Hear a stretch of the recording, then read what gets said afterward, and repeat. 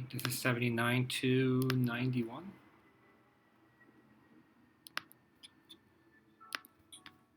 right. Okay, dealer paid $10,000 for the boat. At the dealership, a salesperson sold the boat for 30 more than the auction price. The salesperson received a 25% commission of the difference between the auction price and the dealership. Was the salesperson commission? All right, so think about this. Let me translate.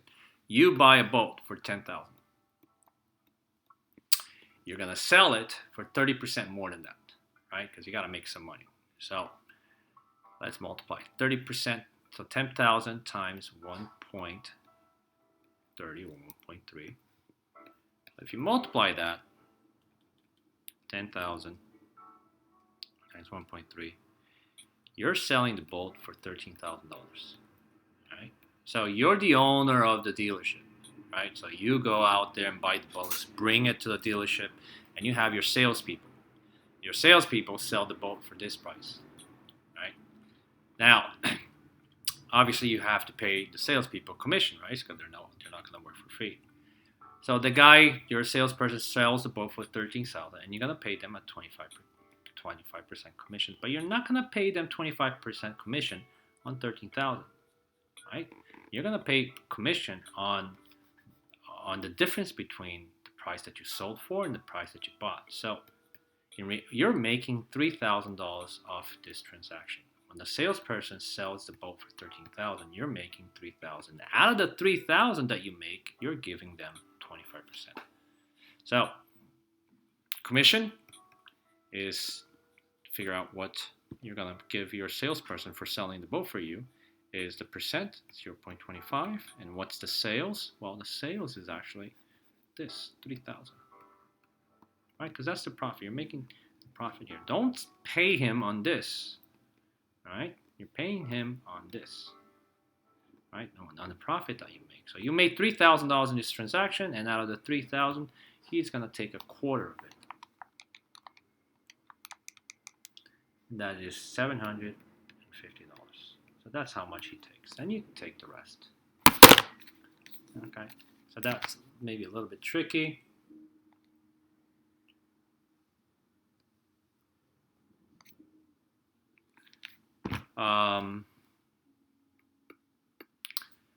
Next one, during a sale, a store offered 40% discount on a particular camera that was original price of $450. After the sale, the discounted price of the camera was increased by 40%. So again, this is that story I told you in class, like maybe at Christmas time, right?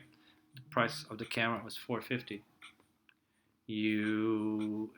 Before Christmas it was $450. The price goes down because you want to offer them a discount. So let's figure out. It goes down to this price. Let's call that X. Once Christmas time is over, you raise the price by 40%, and it goes up. So let me write discount, 40%, and then you have a markup, right? It goes up, markup, 40%. Doesn't mean it goes back to the same price. That's the tricky part. Don't you dare think that. So let's do this step by step. $450. If you give them a discount 40%, your customers have to pay for 60% of the value. So let's figure out what that is. 450 times 0.6. So that means that the camera drops all the way to 270. Okay. And then Christmas is over. So from 270, it's going to go up 40%. So let's multiply that by 1.40, right? Because it's the price of the camera, including your markup of 40%. So 270 times 1.4 takes the camera up to 378.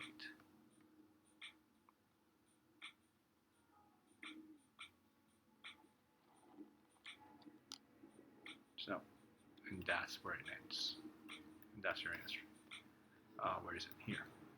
So if you wanted to do this in one step, it would have been this, which you could have done that. Okay, to get the answer C. I'm sorry, the 79 was 79 was A. Okay. 81. You'll notice that some of these questions are very familiar. Here we have a rhombus side S. The perimeter of the rhombus proportional to the length S, which the equation represents the relationship. So think about it. If the side of a rhombus is 1, right? If the side is 1, the perimeter is 4. If the side is 2, the perimeter is 8. It's going to always be 4 times. The perimeter is always going to be 4 times the side. So we have any relation. Do you have any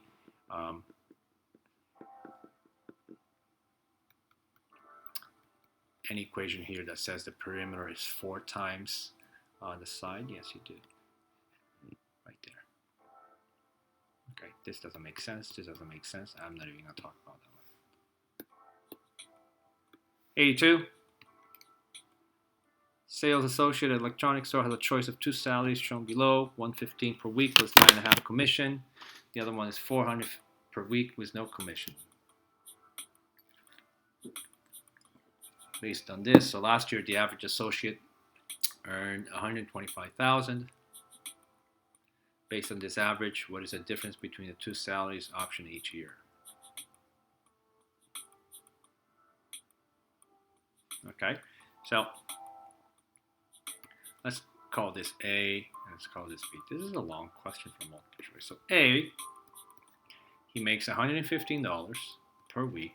There's 52 weeks a year. This is his base. So whether he sells anything or not, he makes this much guaranteed. So he's going to take $5,824. Wait, we're not done. Plus a little commission, right? So this guy makes 9.5% commission. So the commission that he makes is 0.095, and the average sale last year was $125,000. So in commission, to complement his weekly earnings, it's going to be 0.095 times 125,000. That is 11,875. So last year, he took home the base salary. This is for the whole year, 5,824 plus 11,875. So that's a 9, that's a 9, that's a 6, that's a 7. So this guy here made last year 17,699. Okay. Person B doesn't get any commission. He just makes $450 a week. So $450 times 52. He took home $23,400. So obviously, much better to stick with what we call option B. So what's the difference between these 2 salesmen? So it's 23,400 minus 17,699. And it's 5,701, which is none of the answers provided. What the heck? 23,400. What did I do wrong? There's only one 9 here, first of all.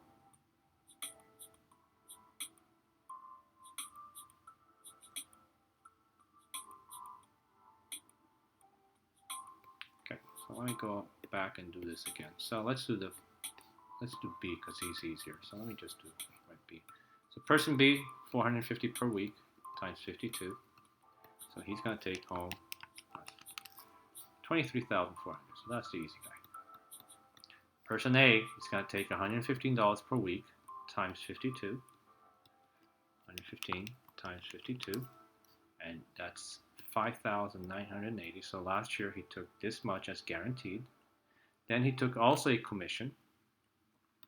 Commission is the percent here. What was the percent? 0.095. And the sales was 125,000. So in commission, he would have taken 0.095 plus 125,000.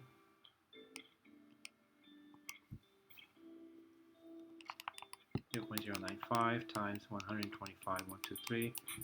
He took home in commission 11,875. So the total that salesperson A took home was the sum of 5,980 plus 11,875. Did I add this one?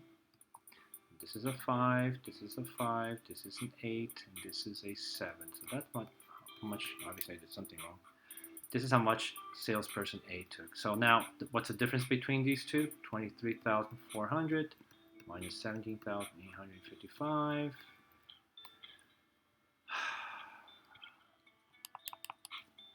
23,400 minus 17,855 gives us 5,545. Now I did it correctly, and it's choice B. Long question for a multiple choice. 83. Last year, 950 attended a parade. This year, 1,520 attended the parade. What was the percent of increase? All right, so we talked about this in class. Percent change, new, and this is the old. So it'd be 1,520 minus 950 over 950. That gives us the percent change. So 1520 minus 950 equals 570. We're going to divide that by 950. That's going to give us 0.6. So as a percent, move the decimal 2 over. 60%. C. 84. Lihana and Marty opened a bank account. Savings account was $100. Lihana earned each. Okay, open account was $100. Lihana earned 2.5 simple interest. Marty earned 2% simple interest. Neither of them made withdrawals. How much money did Lihana receive in interest? How much more interest did she receive? Okay, all right, so this is simple interest. Let's call this Lihana. Let's call this Marty. IPRT. I equals PRT. So let's see how much Lihana made. Lihana put $100, interest rate of 0.025, and they left it for 3 years. Okay. 100 times 0.025 times 3. So in interest, $7.50. So she comes back 3 years later. She has the $100 that she put in plus $7.50. Marty, he also put $100. His interest rate is 0.02, and the time is the same, 3 years. So 0.02 times 3 times 100, and he only makes $6 after 3 years. That's his interest. How much more did Lihana make? Well, 750 minus 6, 150.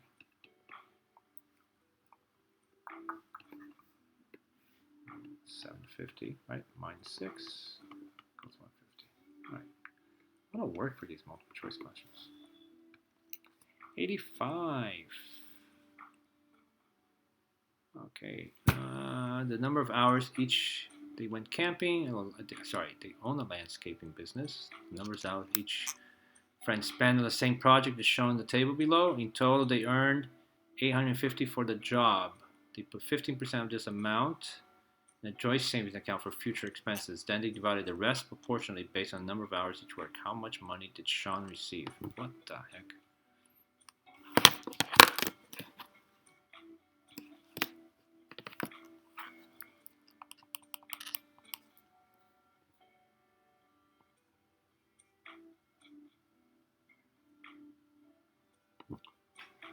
All right, so let's find out how many hours so we need a total here. Okay, so we add, can we change this? Yes. 17.25 or 17 to the fourth plus 18.25 plus 14.5, that they worked a total of 50 hours. There's my total. So they put 15% of the amount into a joint savings account for future expenses. All right, so they earned $850. They took 15% out and put it. So let's figure out what 15% is. So let's multiply that. Well, you can either already said. So let's multiply this by 0.15. You didn't have to. So 850 times 0.15, that means they put $127.50 in a savings account. So how much does that leave them? Well, 850 minus 127.5. That's why I said we could have also just done this 850. So if they take 15% of their account, of their money that they earn into a savings account, that they're left with what? 0.85. So 850 times 0.85. This is the more direct way. 850 times 0.85. That means they're left with $722.50. That's what they're going to divvy up. So now let's do it this way. 850 minus 127.5. Notice I get the same exact answer. So it's really depends on how you want to approach it. So this is what they're going to split up. And they're going to split it up, what do you call, proportionately. We're talking about Sean. Where's Sean? So Sean worked 14.5 or 14.5 out of 50. So we can set up a proportion. So over here,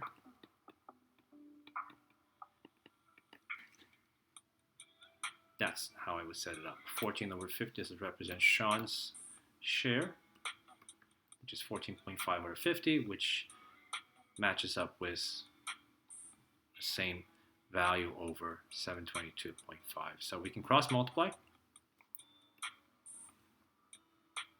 Okay, so let me multiply this. 14.5 times 722.5, enter, is 10476.25, which equals 50x. Divide both sides by 50, and we get 209.53 rounded. There's our answer. Okay. I think these are really long questions for multiple choice. 86. A recycling plant processes an average one third of a ton of glass each minute. Yikes. What rate does the recycling plant does 1 ton per day? So 1/3 of ton of glass per minute in 1 minute. And we want to know how many tons of glass does it does in 1 day. So we gotta change the 1 day here into minutes. Okay, so I'm gonna change that. So remember, 1 day has 24 hours, and every hour has 60 minutes. I'm gonna take that and multiply that by 60. So 24 times 60 gives me, so 1 day has 1,440 minutes. Now I can set up a proportion. Well, this one is easy, right? So how did the 1 become 1,440 times 1,440? I'm going to multiply the top by the same value.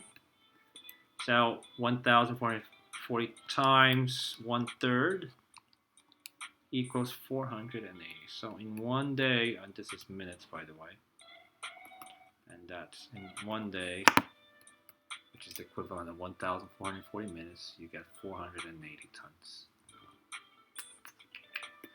87. Suzanne bought a sweater at a sales price of $25. The original cost of the sweater was $40. What percent represent the discount? Okay, so you can use percent of change here. Okay, depending on how you phrase it, you can use something else. So let's do that. So we're looking at this. This is our unknown. The new price is this. The old price was that one. So new, 25. The old was 40 over 40, and we're gonna get negative 15 over 40, and we get 15 divided by 40 equals 0.% here. We're gonna get negative 0.375, and I know that the answers have a negative sign, and that's okay. And that changes to 37.5, I guess, because they said represents a discount, so it's implied. So now we know it's a discount. So 37.5 is the answer. Okay, so no, that's it. 88. A crew on the highway paves 2/15 of a mile in 20 minutes. Okay, I guess I mean the paving the road. At this rate, what portion of a mile will they pave in an hour? So 2/15. So again, proportions. 2/15 in 20 minutes. How much can they do an hour? So instead of writing 1 hour here, I'm going to write 60 minutes. Right? I can change this, get it times 3, and I'll multiply this times 3. 2/15 times 3, I can simplify, make it 1, 5, and I get 2/5. So they'll do 2/5 of a mile in 1 hour or 60 minutes. There you go, 88. 89. The relationship between blah blah blah. The length of one side of a square and the perimeter can be represented in a xy plane by a straight line. Yes, because it's proportional, right? So think about a square. This is the same problem as the rhombus almost.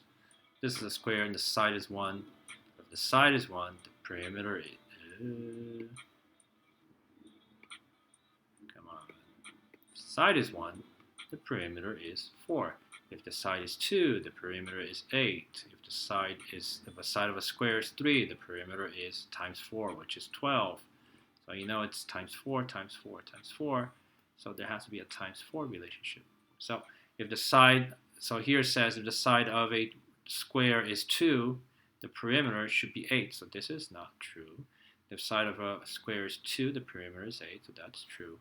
This one says if the side of a square is 6, the perimeter is 2. Makes no sense. This one says the side of a square is 8, the perimeter is 2. Makes no sense as well. So this is obviously a good choice. 90. Last week, Len spent $18 to bowl 4 games. This week he spent $27 to bowl 6 games. He owns his bowling ball and shoes, so he only has to pay for each game. If each of these bowling games costs the same amount of money, what's the constant proportionality? Well, constant proportionality is y equals kx. Oh, sorry. K equals yx. So between this and this, you got to figure out who's the x and the y. So does the games depend on how much you spend, or how much you spend depends on the number of games? I'm pretty sure you'll agree with me is that the total here depends on the number of games. So this is my y, this is my x. Same thing for this one. This is my y, this is my x. So pick any of those 2 points, and let's find k. So if you use 18 and 4, you're going to get 18 over 4, and k equals, I have no idea, 4 point something. 18 divided by 4, 4.5. So there's my constant proportionality, 4.5. 91, I think. The label on a 1.5 pound bag of wildflower seeds state that we will cover an area of 375 feet. Based on this information, what's the number of square feet that 1 pound of wildflower seeds will cover? So they want a unit rate, and they are asking you, if you use 1 pound, how many square feet? Let me write square feet. Okay. That's the question. What do we do know? We do know that 1.5 pound covers 375 feet. So we're going to change this rate to a unit rate. Okay, so